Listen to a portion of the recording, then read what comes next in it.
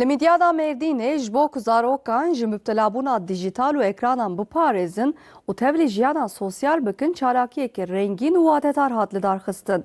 Malbatên ku li Qaymeqamiya Midyatê û navendên piştgiriya malbatê tên perwerdekirin li gel zarokên xwe tevlî şahiya bafrokê bûn.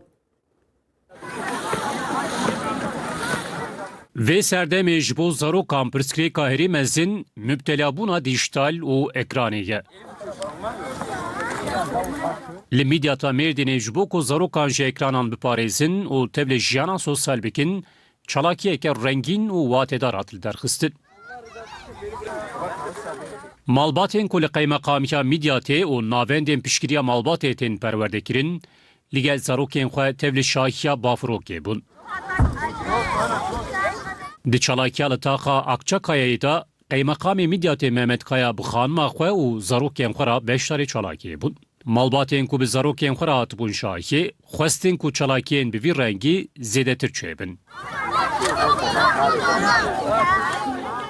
Îro çûtma festîvala me heye ya Qaymeqamê Midyatê çêkiriye em zehf kêfin em xweşin zarokê xwe hemû anî em hatina.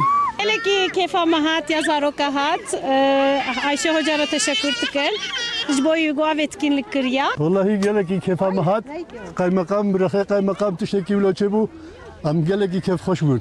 Qaymeqamiyê bafrok bê pere belavkirin û di çalakiyê da ava fêkiyan kêk û av li zarokan belavkirin.